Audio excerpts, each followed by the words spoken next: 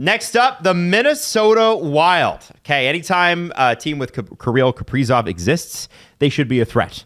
And personally, I've said this a few times, I am irrationally in love with what Bill Guerin is doing with the Minnesota Wild and what they've been able to achieve in the NHL's toughest cap. Before I tell you where they finished last year, let's talk about the cap situation. It wasn't easy last year. They have cap penalties that are not going to get much easier this year. In fact, it's harder, $2 million harder, $14.7 million this year and next. Seems bad. They've had to lose out on some pretty good players like Dumba and Fiala, and they might still be an outside threat now. And Klingberg. Yeah.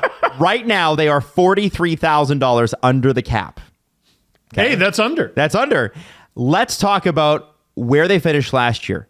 103 points. Wow. Very quietly, 103 points for the cap-strapped Minnesota Wild. The betting odds have them where? Ooh, they had 103? Mm-hmm. I'm going to say 103.5. Jesse? 98.5. 96.5. Wow, really? Yes. Yes. Now, they did lose Matt Dumba. I mean, yeah. But, that shouldn't affect it that much. They also lost Sam Steele. Oh, you're right. You're right. And John Klingberg. They still have noted Alan Walsh client. Marc-Andre Fleury. They do. No, but seriously, on the list of guys they lost Nyquist, Sundqvist, Ryan Reeves, Matt Dumba, and John Klingberg. That's not insignificant. No, it's significant. But Klingberg, They lost both the Quivists. Okay. Yeah. All right. Klingberg was an acquisition. Reeves was an acquisition. They didn't start last year with those players. I don't remember if Nyquist started there or not. But then I assume you'll get into all this, but they tried to replace all those guys with really no one except Pat Maroon. Because they can't. Exactly. So I look at the team and I say, okay, this was a really good 103-point team, and you lost 6 guys off your roster and you brought in Pat Maroon because you can't do anything else. Agreed. But you've got a couple of things going for you. Let's start with the most obvious, Kirill the Thrill. Undoubtedly one of the best top-line players in the NHL. We know he's a threat. What makes him scarier this year? Well, it makes me scary. Mm-hmm. He's the reason I made it to the final of my fantasy playoffs, and he got hurt, and that just sunk me. It completely sunk me, and I can only imagine how it will sink the Wild. If that guy gets hurt, we're talking about a lottery team.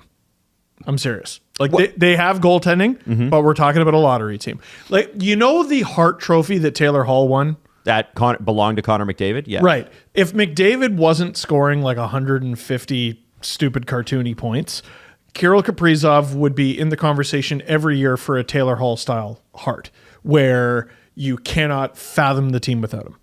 Yeah. You can't. One thing that I thought was really interesting is they went to the Ottawa Senator schools of sign them before they're too good. Matt Boldy got a huge extension this year, $7 million a year for the next, I believe, 8 years, and frankly had a really great year last year. 63 points, 31 goals, 32 assists. What do you expect from a guy like that who is so important to not just getting through this cap pinch for the next 2 years, but also the future of this team over the next 10? I mean, it's not just that, he's a gifted offensive player. He's a finisher, right? Some guys have a really good eye for everything and they can make things happen. He's a good trigger man. I was going to point to Marco Rossi, being a reason for youthful optimism as well. Sounds like he got banged up in the preseason. We'll see how that evolves. That would be really unfair to him. Well, The Athletic has Marco Rossi as the breakout candidate for the Wild. I'll read it to you. I really hope so. This could end up being Marco Rossi's. He put on 15 pounds of muscle this offseason. And basically they're saying that he could be joining. He could be one of the guys that really kind of steps this team up. The other one is obviously Brock Faber. I mean, every team is good if everything goes right. Yeah, but you know what I mean. but somebody's got to have a breakout. I mean, that for the Wild to survive this. No, they don't. For the Wild to survive this, though, yeah, they're going to need that. Yes, no, 100%. And now I'm starting to see why the predictions for them are going backwards. Jesse, yeah.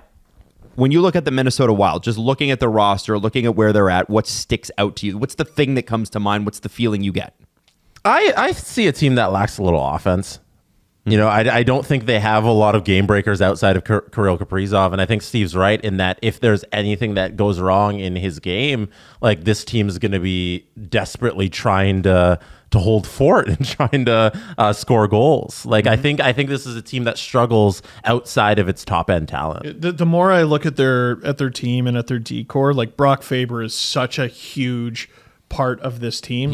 He's apparently going to be the top defensive pair with Brodin. That's why. Like they're going to get the top defensive minutes, I guess, like the hard ones. So like his success to me is the biggest, I don't know what, linchpin or biggest variable for the Minnesota Wild success. If he is, just a 21-year-old who's a rookie and still getting used to the league, it's really going to limit what they do. If he's in and around the Calder conversation, or at very least, the best rookie defenseman that's out there, like Kevin Kurchinski sort of thing. I think they're going to be kind of closely linked this year. Then the Wild have a chance of doing something special. The Athletic has their defensive core in the mid-tier range, right behind the Toronto Maple Leafs in terms of strength. So mid-level of the league. Not bad. Not bad. I also wanted to ask you this. With the extensions to Matt Zuccarello, who will take a pay cut after this year, and Marcus Foligno, who will get a bit of a pay raise after this year, it gives them some stability. But Zuccarello is 36. Marcus Foligno is 32. Jared Spurgeon is 33. Jonas Brodin is 30. They have Goligoski, although he's not part of the future. He's making $2 million this year. He's 38. There are some really... Oh, and Pat Maroon's 35 too. You got to turn the page here. You do, but then you look at that and you go, Kaprizov's 26, Boldy's 22, Eriksson Ek is only 26. I feel like he's been around forever. Marco Rossi, if he takes a step forward, 22. And I'm kind of going down the names. They're like a step behind the Dallas Stars, right? Like with the Stars, you can see a very clear passing of the torch, but everyone is involved and still good. The Wild's good players seem to be a little too old, and their good young players seem to be a little too young. Let's talk about the goaltending.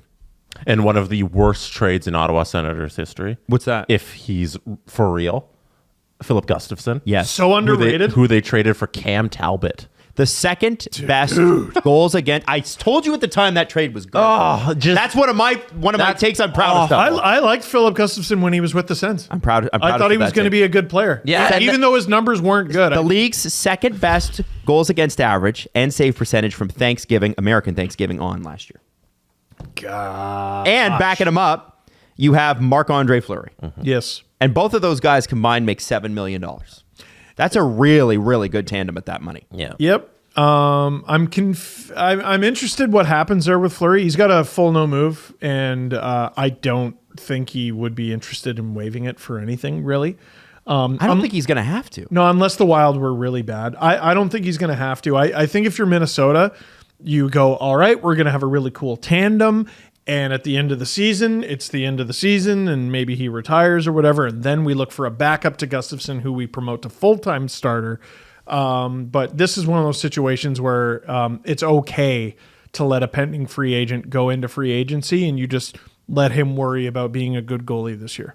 All right. And I think one of the biggest questions you asked earlier, Adam, I think outside of the offense is Philip Gustafson for real? Because when he was in Ottawa, we know he was an 892. Yes. Then they trade him for Cam Talbot, and it turns out to be a bad decision because he puts up a 933 in Minnesota. And if that is for real, then they got a serious shot at being good. But if it's not, they're in trouble. 933 is so ridiculous. Like, he could. What's going to be fascinating is when he drops to like a 918, which is still very, very good, especially in today's NHL. How much that hurts the Minnesota Wild. It could cost them 10 or 12 points. Yeah, like 933, like that's miracle goaltending. I don't think you understand how good 933 is. Yeah, so this is a fascinating one, but all the same, the Minnesota Wild are a team that could be a threat or could be sellers. We have no idea. Where do you have them, guys? Again, I hate this division deeply. Prediction-wise, I have them third. They could easily shit the bed. Okay. I have them fifth. Oh, all right. I'd call that shit in the bed. Okay. I have them third in the division as well. I'm a big fan of what they're doing there. I think this is a team by committee. Let's go Minnesota.